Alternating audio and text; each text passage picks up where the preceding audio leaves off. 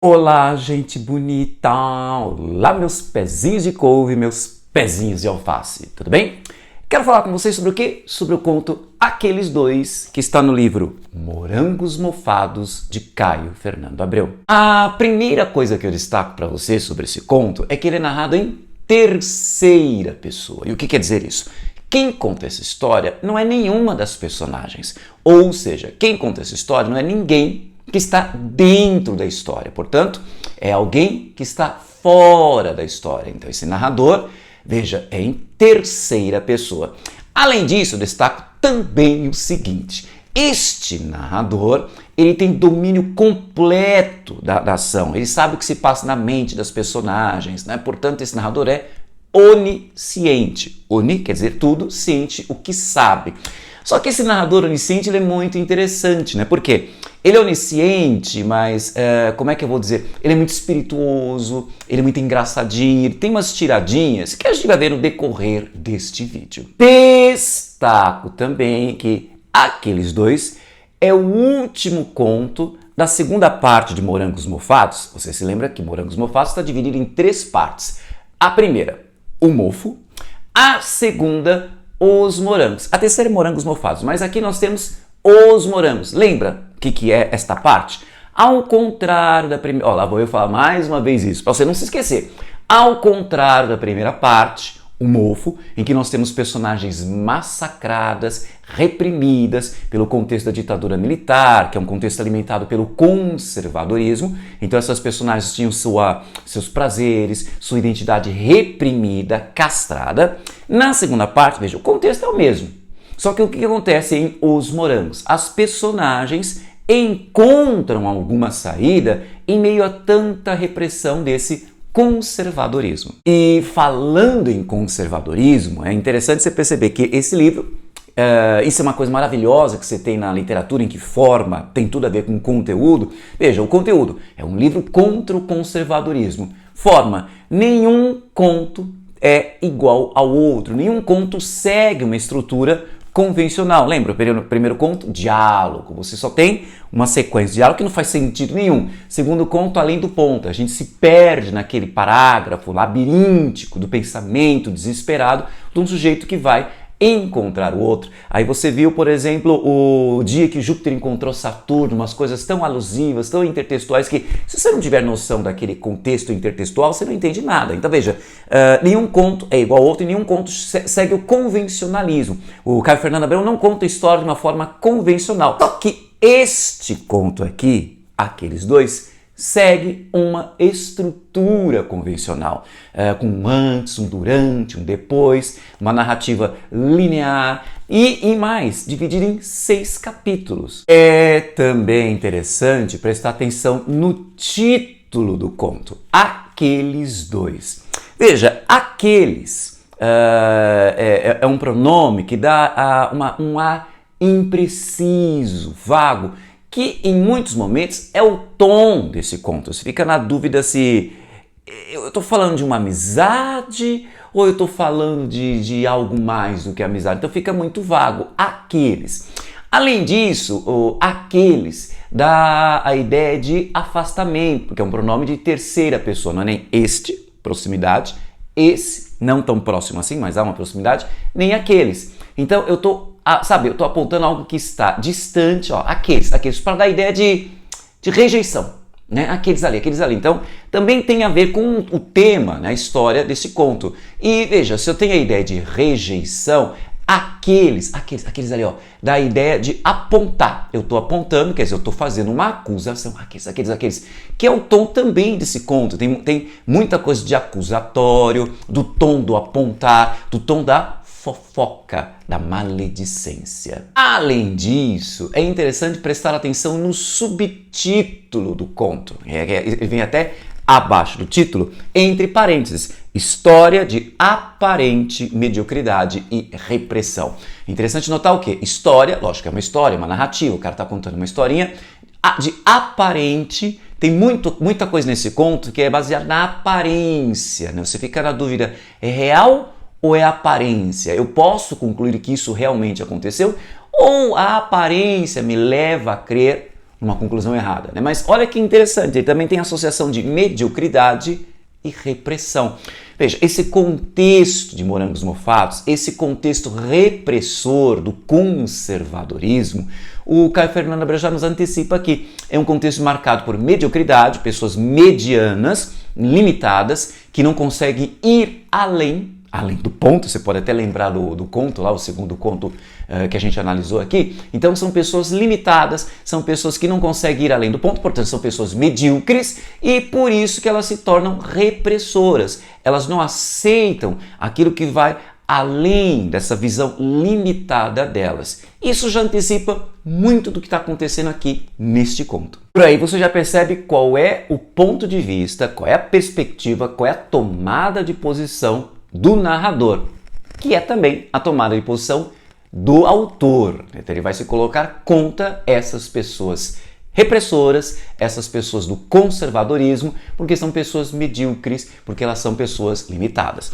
Agora, é também interessante perceber a epígrafe do conto. Epígrafe é aquele textinho que alguns autores colocam no comecinho de sua obra, que cria um clima, antecipa, anuncia, simboliza o que você vai encontrar ali no texto. E aqui ele pega justamente Walt Whitman, um dos maiores, se não o maior nome da literatura norte-americana.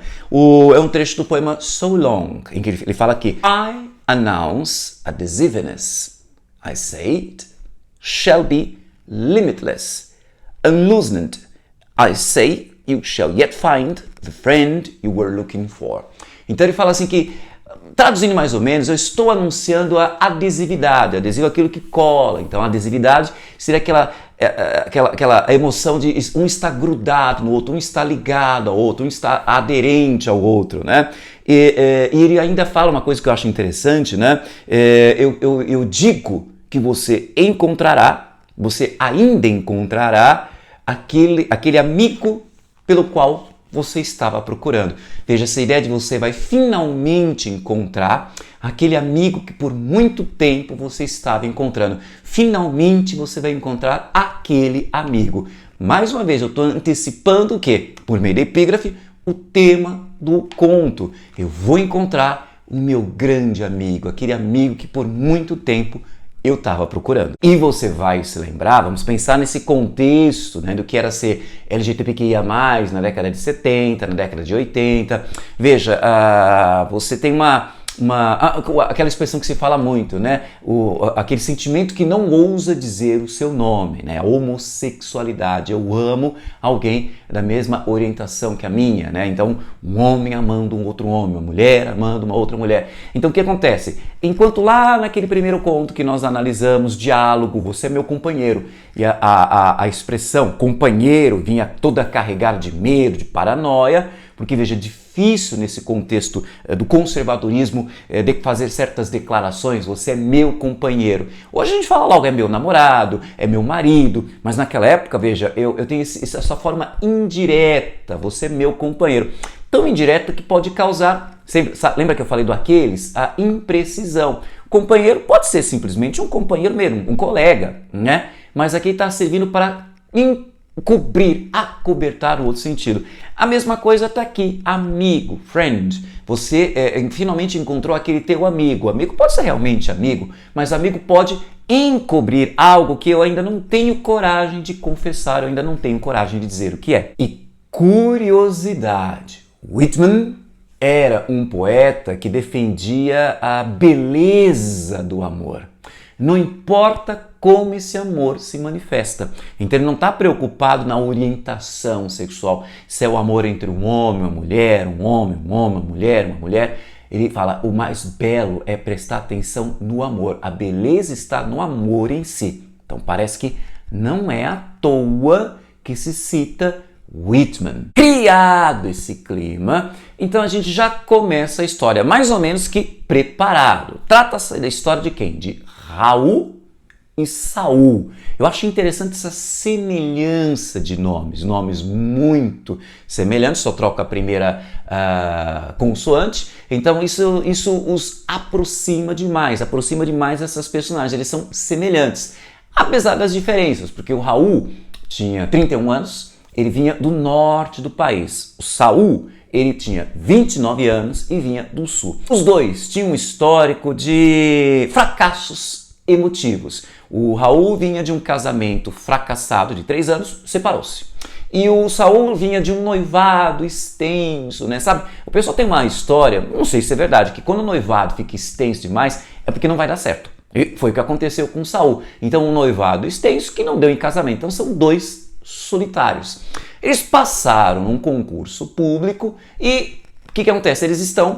Agora eles se encontram na mesma repartição, um trabalhando numa mesa do lado do outro. Esses dois apresentam mais afinidades, além de serem náufragos de relacionamentos com mulheres, além de estarem trabalhando um do lado do outro na mesma repartição, eles tinham uma atração, uma dedicação à arte. Veja, o Raul, ele era dedicado à música, ele curtia música. Já o Saul, ele começou estudando arquitetura, fracassou. Veja que então, você percebe que alguém que o Saul é mais sem rumo, né, mais desequilibrado. Ele tentou arquitetura, fracassou e ele se dedica ao desenho. Então são dois apegados à arte, só que tem uma manifestação artística que há em comum entre os dois. Os dois são apaixonados por cinema. É o cinema que os une. Os dois são cinéfilos. Caso você não saiba, cinéfilo é aquela pessoa, filo é o que gosta, cine é cinema, então aquela pessoa que curte filme, curte cinema. Tá. Então, esses dois, que a toda hora vão sendo chamados na narrativa, numa espécie de eco de bonitos, altos e altivos, esses dois acabam se conhecendo numa cidade em que se encontram muitas pessoas de várias partes do país. Provavelmente essa referência é a São Paulo, né? Então eles se encontram, né? Eles são diferenciados no meio medíocre, ou como diz o narrador aqui no comecinho da história, no finalzinho do primeiro parágrafo, né? Onde é que eles se encontram? Num deserto de almas, também desertas. Veja aí, eu tenho um deserto de almas e essas almas também são desertas. Olha aí a hipérbole, o reforço dessa mediocridade, desse vazio, né? Uma alma especial reconhece de imediato a outra. Então os dois acabaram se identificando. Talvez por isso, quem sabe? O tom do narrador é sempre isso, parece que ele está conversando com a gente. Quem sabe? Mas nenhum deles se perguntou. Engraçado, nenhum deles se perguntou o quê? Você é meu amigo ou será que, né, aquela coisa do nenhum deles se perguntou? Gente, se perguntou o quê? Veja, se perguntou o quê? Se podemos ser amigos? Se temos afinidades? Ou será que se perguntou uma outra coisa? Nenhum deles se perguntou se... Tá entendendo onde eu quero chegar? Uma época em que estava tudo muito vago, tudo muito impreciso, e isso também é uma prova da imprecisão do conto. Eu lembro de duas coisas super engraçadas, né? Naquela época se dizia o quê? Quando não se falava você é gay, você é homossexual, então de uma forma indireta, vaga, se dizia entendido. Assim como hoje se fala, ele é do Vale, né? Naquela época é entendido. Se bem que hoje falar a pessoa é do Vale fica muito claro. O entendido fica muito nebuloso. Será que é isso? Isso até me faz lembrar um provérbio, né? Olha a sabedoria popular, como é curiosa a sabedoria popular. Um boi malhado reconhece o outro no meio da boiada. Quer dizer, essa ideia de que o entendido bate o olho, já reconhece um outro entendido.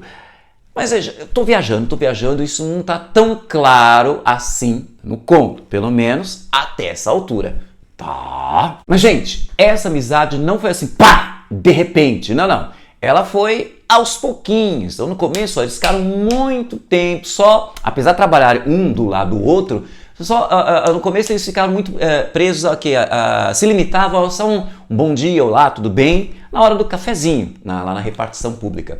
Até que um dia o Saul chegou atrasado no expediente. E o Raul perguntou, mas... por que você chegou atrasado? Será que ele ficou na What? Nada disso, coração. Na verdade, ele chegou atrasado porque ele ficou vendo um filme até tarde, por isso dormiu tarde, perdeu a hora para acordar.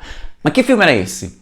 Gente, era o filme Infâmia. E o curioso é que o Saul falou, acho que é um filme que ninguém conhece. E o Raul disse, eu conheço esse filme. e os dois começaram a falar sobre esse filme, Infâmia. E aí você me pergunta, gente, que filme é esse? Bom, é a história de duas mocinhas que trabalham com crianças, acho que elas são professoras, né? E aí surge uma acusação de que elas eram namoradas. E engraçado essa questão de acusação. Aquelas duas ali, ó, aquelas duas são... É mole? É, bem isso aí mesmo, o mesmo tom acusatório da Senhora dos Absurdos. Então as duas ali são lésbicas. E o pior é que essa acusação era infundada. Mas olha que interessante, veja esta cena do filme. We've been close to each other.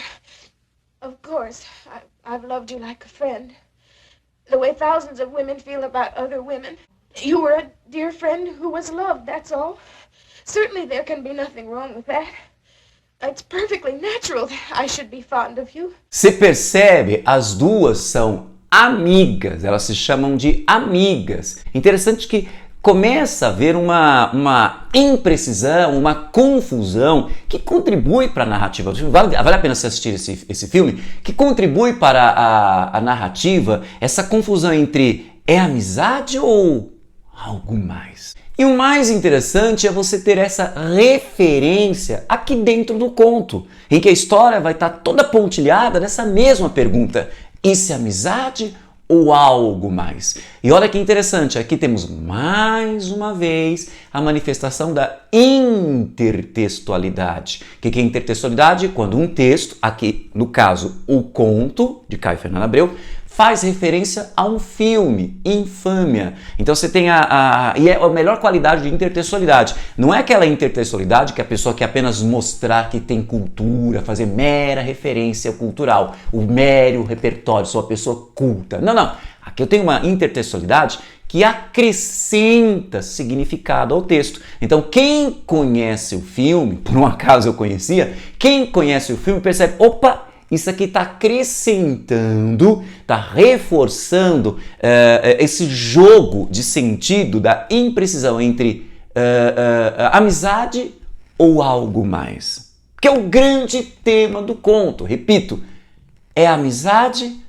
ou algo mais? Mas o fato de os dois conhecerem o filme Infâmia, e olha que engraçado, Infâmia é uma acusação pesada, é uma acusação sórdida, que é o que acontece com essas duas mocinhas no filme e, opa, não vou fazer spoiler aqui em relação aos dois rapazes aqui do conto, mas voltemos.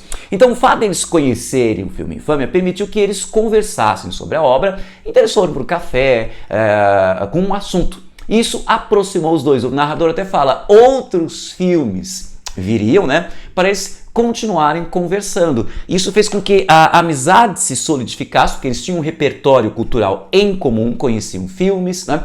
E o que acontece? Então, é engraçado o narrador falar que eles passavam a torcer, ao contrário das outras pessoas medíocres, né? Que ficam torcendo para que o final de semana chegue, né? Então eu não quero trabalhar, não quero dia da semana, não quero final de semana. Eles são o contrário. Eles ficam torcendo para que o final de semana passe logo, para que eles voltem a se ver na repartição, no trabalho. E aí, as moças...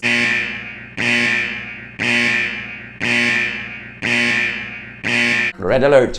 As moças começam, né, porque elas já estavam de olho naqueles rapazes bonitos, altos e altivos, elas já estavam de olho, então como sentiram que o terreno estava comprometido, elas corriam o risco de perder aqueles dois filezões, então elas começaram a programar, a agendar, a organizar festas para reunir o pessoal da repartição. E numa dessas festas, o Raul, fã de música, ele canta o bolero Tu me acostumbraste. Tu me acostumbraste. Essa música, veja, você me acostumou ao quê? A todas essas coisas. Você prestou atenção? Tu me acostumbraste a todas essas coisas. Quer dizer, você me acostumou a todas essas coisas. Que são maravilhosas. que são maravilhosas. Quer dizer, você me acostumou a essas coisas. Que coisas são essas? E você me ensinou que são maravilhosas. Veja, quando Saul ouve o Raul cantando isso, ele acaba... Eu acho que ele tem um pequeno surto, porque ele bebe demais. Sempre o Saul é o meio fora do prumo, né? Então ele vai além do ponto, ele bebe demais, bebe além da conta. O que me faz desconfiar que o quê? Ele foi afetado, né? Tocou o fundo, ele foi afetado por essa letra e, sabe, um homem cantando isso e o outro sim cantando, só que não dá para fazer numa sociedade como aquela, né? Numa sociedade, como é que eu vou dizer, marcada pelo conservadorismo, como é que eu vou falar, nossa, me encantei com você, você me encantou, eu estou apaixonado. Então, veja, isso faz com que o coitado, ele não pode...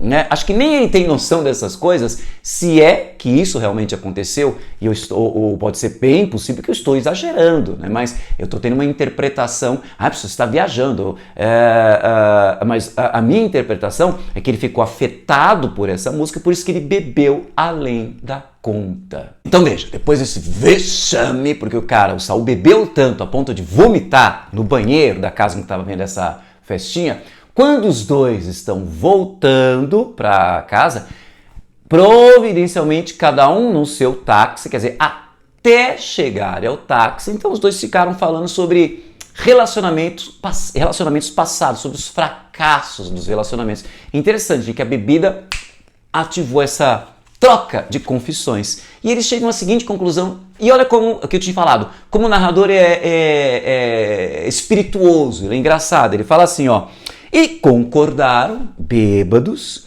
que estavam ambos cansados e todas as mulheres do mundo. Eu não presto, tá? Então eu tenho uma mente poluída, eu tenho uma mente imunda, terrível, né? Minha mente não presta, então eu já quando eu li isso, ó, vou repetir. E concordaram, bêbados, que estavam cansados, ambos cansados de todas as mulheres do mundo. Né? Suas tramas complicadas, suas exigências mesquinhas, que gostavam de estar assim, agora, sós, donos de suas próprias vidas.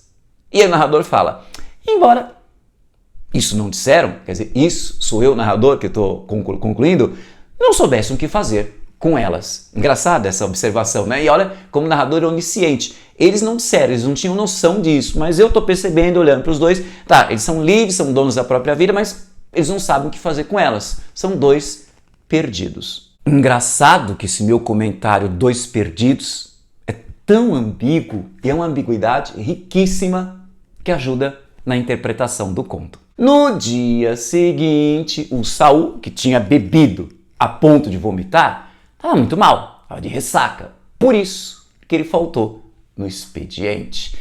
Qual é a consequência? O Raul ficou descontrolado, sentindo falta do amigo, ele fumou desesperadamente, acho que até meio maço de cigarro a mais, por causa da ausência do companheiro no trabalho.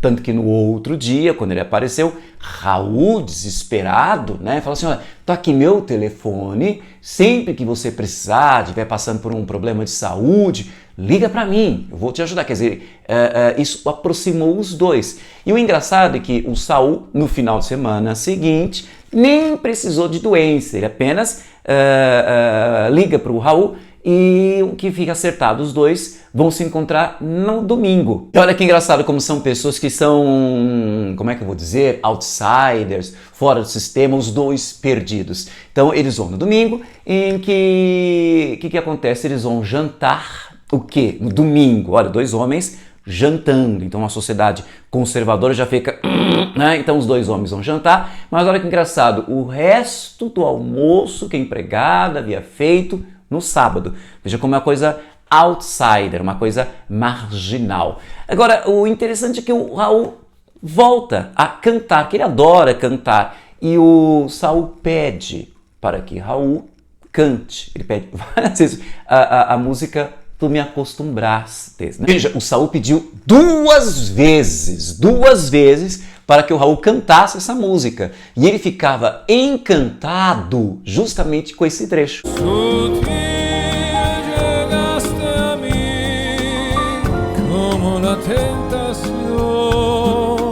Você entendeu o que está sendo cantado aqui? Você chegou em mim de uma maneira sutil, como uma tentação. Gente, bom, pode ser que eu que não presto, que sou uma pessoa imunda, imoral, indecente, eu esteja enxergando besteira, né, onde é apenas uma amizade. Então, depois desse final de semana, a amizade dos dois está super fortalecida, tanto que durante a semana, durante o trabalho, no expediente, várias vezes os dois se levantavam para a hora do cafezinho juntos. Isto gerou uma maledicência, uma fofocaiada, aqueles dois, uma fofocaiada na repartição, só que eles não percebiam. Eles estavam tão na deles, quer dizer, eles são seres tão superiores, que não percebiam essa mediocridade, essa baixaria. Diferente, né? Porque a gente está na parte os morangos, mas diferente, por exemplo, de Terça-feira Gorda, né? Se você não lembra esse conto, veja ele aqui. Mas no Terça-feira Gorda, o que acontece? Você tem essa maledicência que vai reprimir, impedir a felicidade de dois. Mas aqui eu estou em outra parte do livro, que é os morangos. Então eles estão conseguindo ser felizes e nem aí para maledicência, para fofocaiada, para os comentáriozinhos, para os dedos apontando acusatórios dos outros companheiros de trabalho. Em um outro final de semana, é o Raul que vai visitar o Saul, vai para a pensão em que o Saul está hospedado.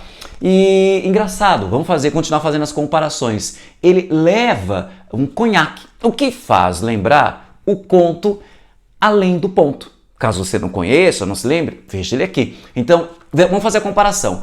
Além do Ponto faz parte do quê? Do mofo, em que você tem a repressão aos prazeres, a repressão à identidade, que digamos é um outsider, né? Então, lá em Além do Ponto, o cara tá levando um conhaque para o encontro com seu amado, só que ele não consegue encontrar esse seu amado. Aliás, no meio do caminho, você se lembra, ele escorrega e cai e quebra o conhaque. Aqui não. O sujeito finalmente ele consegue se encontrar com seu amigo e o conhaque faz fazer parte desse encontro. E o que eles vão fazer? Eles vão assistir Netflix. Eu falei Netflix, antes que você pense besteira, os dois vão se encontrar para assistir. Não, eu falei Netflix. Na verdade, eles vão assistir um filme italiano de 1965, que é Vagas Estrelas de Ursa, que é um filme que fala sobre a hipocrisia da sociedade. Mas o engraçado é que eles nem prestam atenção no filme, eles têm tanta coisa para conversar, conversam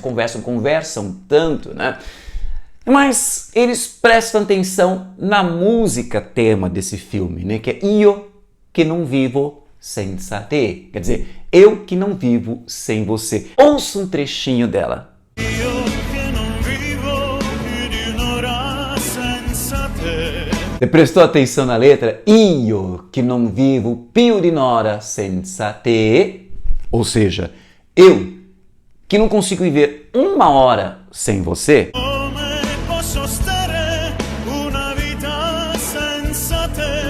Come posso stare una vita senza te? Ou seja, como posso ficar uma vida sem você?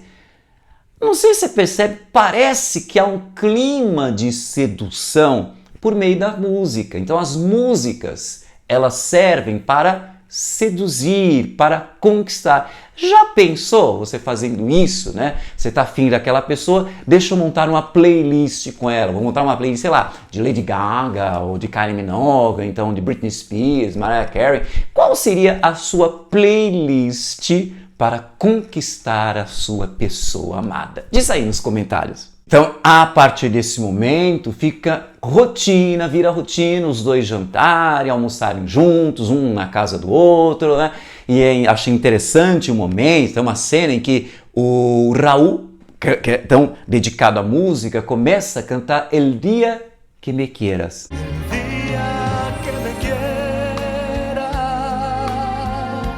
E eu acho super interessante a letra dessa música, né? O dia que você me quiser, E ele fala assim, a natureza vai se manifestar de forma bela, então você vai ter belas flores, bela paisagem, belas árvores, ou seja, haverá sinais da felicidade total. E o que eu acho mais interessante nessa cena é que enquanto Raul vai cantando El Dia Que Me Quieras, e nós temos o Saul encantado com a música, com o cantar do amigo, e enquanto ele fica encantado, ele fica acariciando a cabecinha do passarinho do Raul.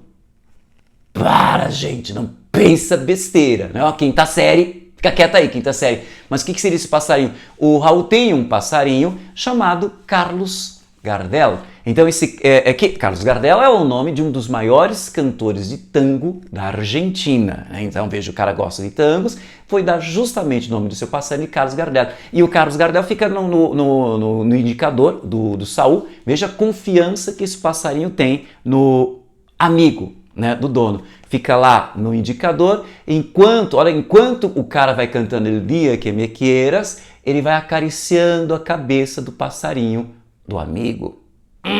Professor, você pediu pra gente aqui da quinta série ficar quietinho, mas você pensou besteira.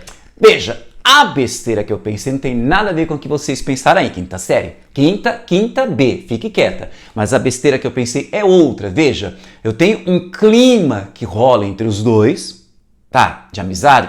Vamos dizer que é de amizade. Um clima que rola entre os dois. E o que acontece? Há uma carícia que é feita no animal. Isso me faz lembrar uma outra obra, uma obra do cinema inspirada num romance romântico, que é essa aqui, Drácula, de Bram Stoker. Aqui sob a direção maravilhosa de Francis Ford Coppola. Veja esta cena.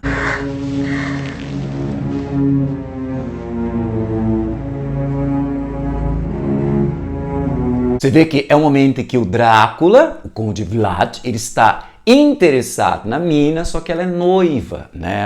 Ela é compromissada. Então eu tenho um obstáculo no relacionamento, na concretização dessa união entre homem e mulher, entre dois seres que se sentem atraídos. E essa cena dos dois acariciando o mesmo pelo, então ela é carregada, tanto que ela é considerada uma das cenas mais eróticas do cinema. Então ela veja que não é pornografia, eróticas não, acho que não é mais sensuais. Veja que ela é considerada uma das cenas mais sensuais do cinema. Não confundir sensualidade, erotismo com pornografia. O sensual é algo muito mais sutil, algo muito mais sublime, que é o que acontece aqui. Então os dois acariciando o mesmo pelo do lobo selvagem. Então essa conexão com um animal selvagem, conectando os dois, essa conexão é toda marcada de uma sensualidade. Por isso que eu imaginei, nossa, há um clima sensual aqui. Então o cara encantado com o canto do amigo, desculpa a paronomásia, encantado com o canto do amigo, ele vai acariciando o passarinho do amigo. Isso é de uma sensualidade. Ou não, né? Porque eu sou uma pessoa imunda, imoral, indecente. Como você é podre, professor.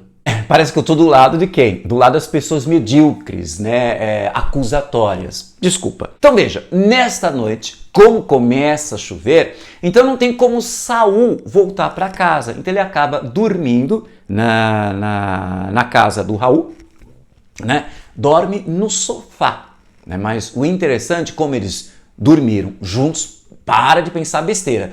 O Raul tá na cama dele, o Saul tá dormindo no sofá, estão dormindo separados. Então o que acontece? Amanhece, eles se preparam para ir para o trabalho, então o que acontece? Eles tomam banho. Separados, pelo amor de Deus, não pense besteira. Mas o fato de os dois terem tomado banho de manhã e irem juntos para o trabalho e chegarem juntos na repartição, os dois de cabelo molhado, foi um escândalo na repartição. E é aqui que o conto embrulha a cabeça da gente, né? Porque, veja, não aconteceu nada entre os dois. Um dormiu no sofá, outro dormiu na cama. Não fizeram nada, mas ali, a partir dessa cena, houve uma certeza absoluta entre esses maledicentes, entre os fofoqueiros, que os dois tinham um caso. Então o conto trabalha muito com essa coisa do muito se conclui a partir de aparências que não tem nada a ver com a realidade. Então você pode pensar, não, mas os dois, será que os dois têm uma tendência a ou uma afetividade, a um relacionamento homoafetivo? Ou na verdade os dois são apenas aquilo que hoje se chama de dois héteros fofos. Então são dois héteros que são muito amigos, que são muito próximos. Então repito, os hoje chamados de héteros fofos. Mas para aquela sociedade conservadora, só com isso chegaram juntos de cabelo molhado, os dois foram além do ponto. E por isso que eles são muito mal vistos. Mas eu acho engraçado o comentário que termina esse capítulo, estamos no 4º capítulo, são 6, né? Termina esse 4º capítulo, então veja, o Caio Fernando Abreu, que deveria ser uma pessoa contra preconceitos, que ele faz um conto que ataca preconceitos, aqui ele faz uma observação que é inadequada. Ou eu estou sendo inadequado, porque estou fazendo uma observação anacrônica, estou lendo com os olhares, com o olhar de hoje, 2025, e não com o olhar daquela época. Ele fala o seguinte, que ele fala, nesse dia as moças não falaram com eles. Elas ficaram indignadas com a suposição que os dois eram namorados, né? Os funcionários, olha o que ele escreve, os funcionários barrigudos e desalentados trocaram alguns olhares que os dois não saberiam compreender se percebessem.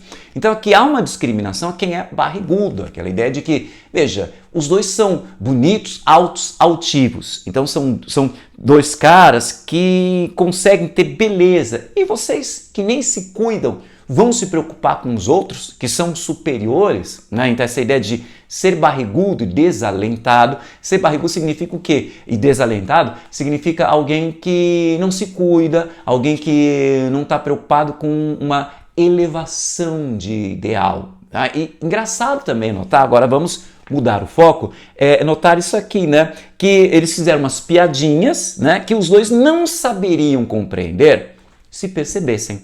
Então, bem diferente daqueles contos que você tem lá na parte O Mofo, eles estão tão felizes, estão tão na deles, que eles nem percebem que são vítimas de maledicência. Eles estão muito acima dessa mediocridade. Tão forte fica a ligação entre eles que o que acontece? Na primavera é o aniversário de Saul.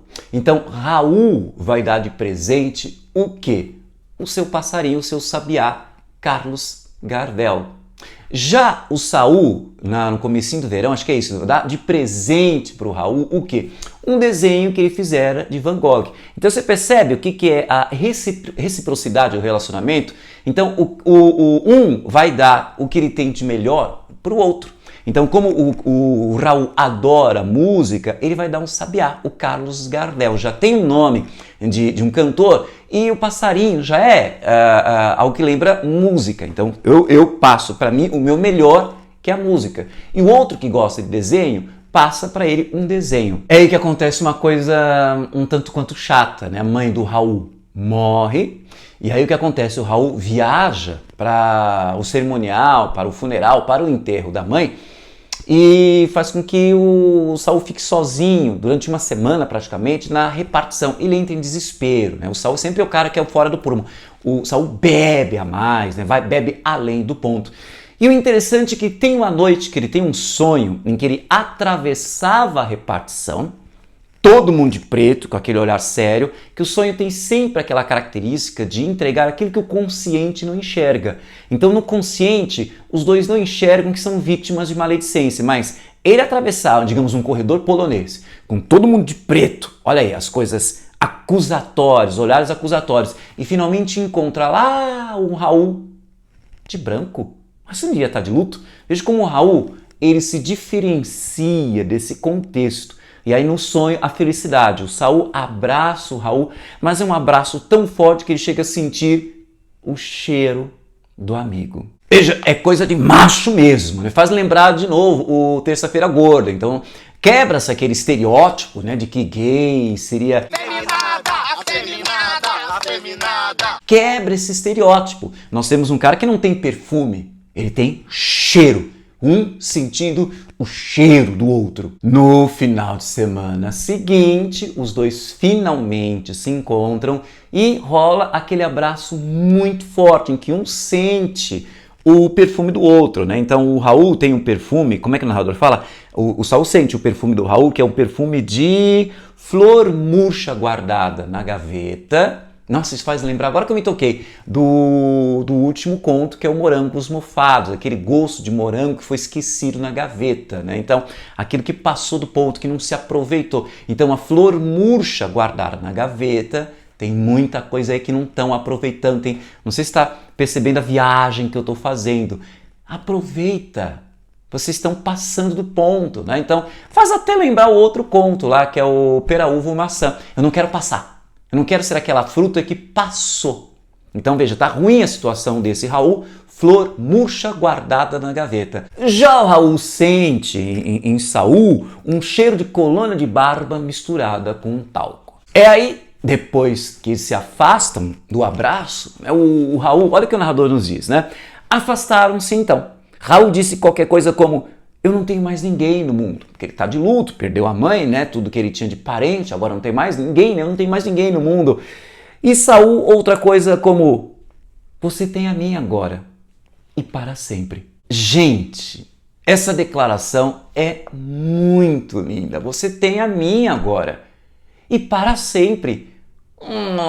Não é uma coisa linda um amigo declarar isso para um outro amigo? Você tem a mim agora e para sempre. Veja, está super fortalecida a amizade entre os dois. E é o que acontece, tanto que no Natal, lembra que os aniversários geraram um vazio? Quer dizer, que vazio é esse? O Raul, que gosta de música, ele deu o seu sabiá para o Saul, e o Saul, que gosta, quer dizer, ele ficou sem música, ficou com um buraquinho em relação à música, e o Saul, que gosta de desenho, deu um desenho, né, do Van Gogh para o Raul, então ele ficou com um buraquinho de desenho, né? Então o que acontece? No Natal, esses buracos, quinta série, quieta!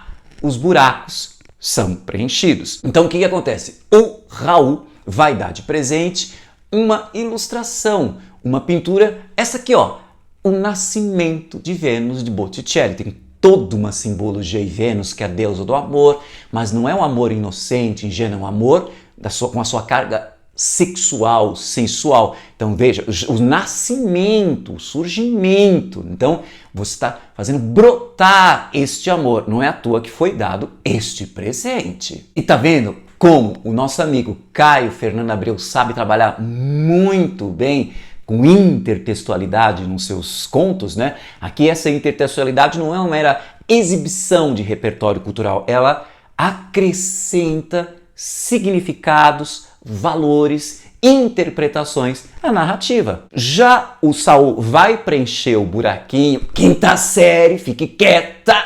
O Saul, quinta série, o Saul vai preencher o buraco musical do Raul dando um LP com os melhores, os maiores sucessos da cantora Dalva de Oliveira. O LP é dado de presente e na hora eles já colocam a tocar esse disco. E eles ficam vidrados numa música chamada Nossas Vidas, de 1947. E o trecho que eles adoraram ouvir e ouvir é esse. E até nossos beijos parecem beijos de quem nunca amou. Até nossos beijos parecem beijos de quem nunca amou. Por quê? Veja, o relacionamento que eles tiveram, será que eu posso fazer essa interpretação? O relacionamento que eles tiveram até agora era com mulheres. E foram relacionamentos fracassados, quer dizer, eles nunca amaram. Então eles estão desejando um outro tipo de relacionamento. Então, olha, veja, um relacionamento finalmente de amor. E até nossos beijos pareciam beijos de quem nunca amou. Então é o beijo da descoberta do amor, ou do nascimento de Vênus. A semana seguinte é o Réveillon. E o Réveillon eles vão passar aonde? No kitnet do Raul, em que eles bebem além do ponto. E interessante, eles estão extremamente bêbados e vão dormir ali mesmo, né? Então eles tomam banho, né? Então um admira a beleza e confessa isso, admira a beleza do corpo do outro. Oh, obrigado, parça. Oh, obrigado, brother. Né? Então admiram a beleza do corpo do outro, a beleza do corpo nu, e essa tensão erótica só vai aumentando, porque veja, eles beberam demais, né? Então o que acontece? Eles estão bem, vão tomar banho para passar essa bebedeira, então eles tomam banho, sabe, os dois machos pelados, né? Você só pensa besteira, pode ser, eu sou uma pessoa podre, imunda, imoral, indecente. Aí o que acontece? Os dois ficam pelados ali no apartamento e dormem pelados, quer dizer, de novo, o Saul no sofá e o Raul na cama. Então tá tudo escuro, os dois pelados, no escuro, não é? Da madrugada, e os dois passam a fumar. Eu acho interessante esse trecho em que o narrador fala ali, ó, quase a noite inteira, um podia ver a brasa acesa do cigarro do outro.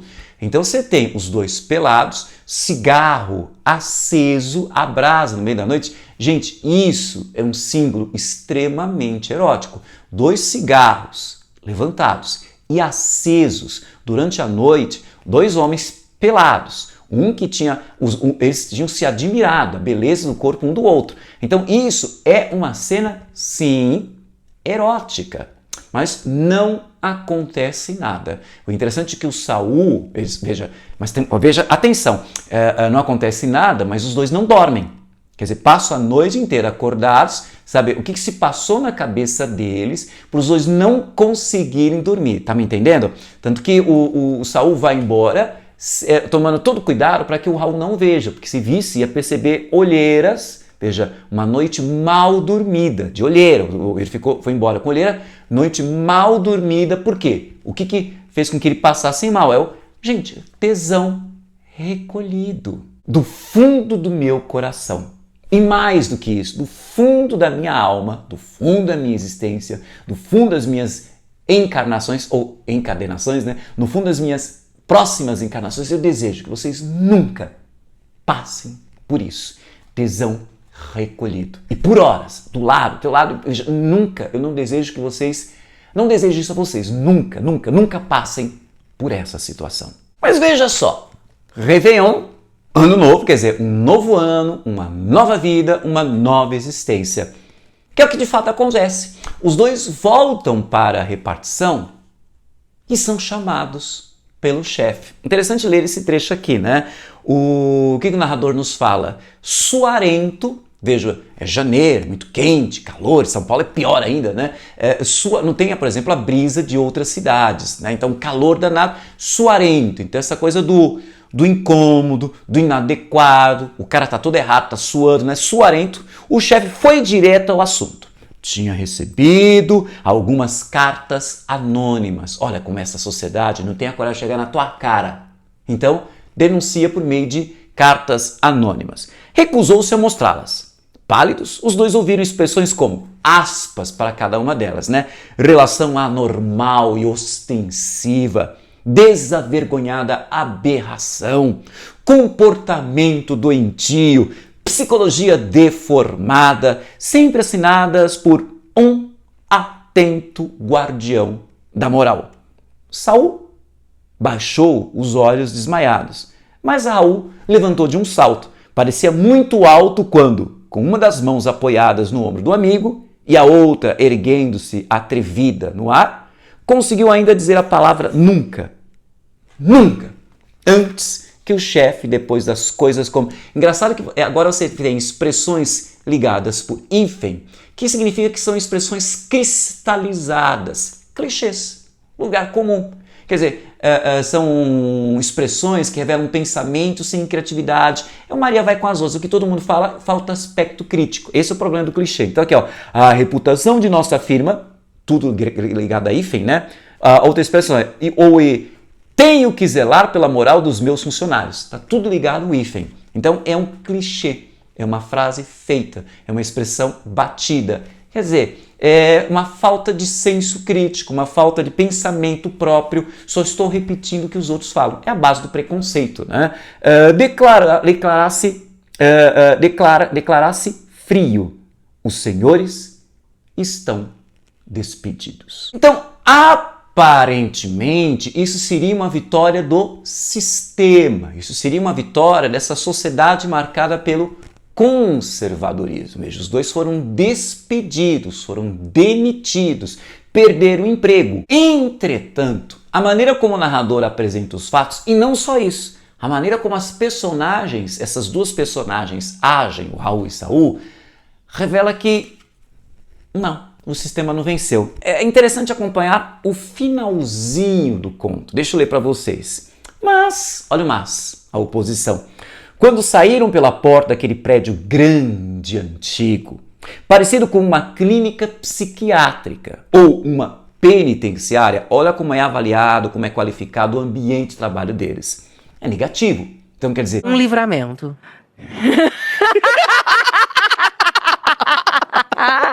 Exatamente esse tipo de livramento. Mas voltemos. Parecido com uma clínica psiquiátrica ou uma penitenciária, vistos de cima pelos colegas todos nas janelas, a camisa branca de um e a azul do outro estavam ainda mais altos e mais altivos. Demoraram alguns minutos na frente do edifício. Depois apanharam o mesmo táxi. Raul abrindo a porta para que Saul entrasse. Ai, ai! Alguém gritou da janela, mas eles não ouviram. Eles estão muito acima dessa mediocridade dos repressores. O táxi já tinha dobrado a esquina. Quer dizer, eles estão vivendo a vida deles, não estão nem prestando atenção, nem alcançam esse seu preconceito. Pelas tardes poeirentas daquele resto de janeiro, veja, o resto de janeiro, vocês ficaram com o resto de poeira. É poeira, seus preconceituosos repressores. Quando o sol parecia a gema de um enorme ovo frito no azul sem nuvens do céu, ninguém mais conseguiu trabalhar em paz na repartição. Quase todos ali dentro tinham a nítida sensação de que seriam infelizes para sempre. E foram. É interessante notar essa subversão dos contos de fadas, né? Os contos de fadas terminam assim, e eles foram felizes para sempre. Aqui não. O que ele fala aqui? Eles seriam infelizes para sempre. Repressores, preconceituosos, medíocres. A felicidade estaria com eles aqui, aqueles dois que viveram a vida deles, ignorando a mediocridade, porque eles são bonitos, altos e altivos, eles são superiores a isso. E reforça essa comparação, esse confronto, para deixar bem clara a mensagem do conto. Veja, compara com Terça-feira Gorda, que os gritinhos, ai, as loucas, esses gritinhos serviram para reprimir aquela manifestação de homoafetividade, tanto que houve um linchamento. Aqui não, eles se retiram. Então nem aí, não quero ficar com vocês, não ligo para essa sociedade. Veja a descrição que é feita do prédio, parece uma clínica psiquiátrica, parece uma penitenciária.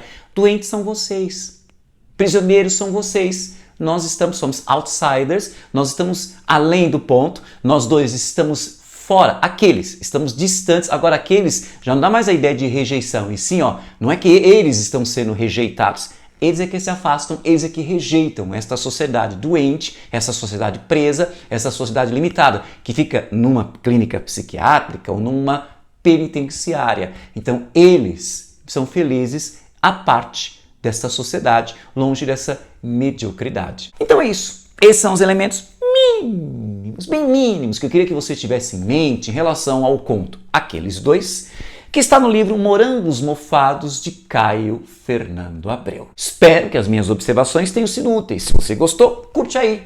Deixe o seu comentário e compartilhe esse vídeo em suas redes sociais. Porque conhecimento é para isso mesmo, é para ser compartilhado. E se você quiser ter conhecimento sobre outros contos do livro Morangos Mofados, acesse essa playlist aqui, tá?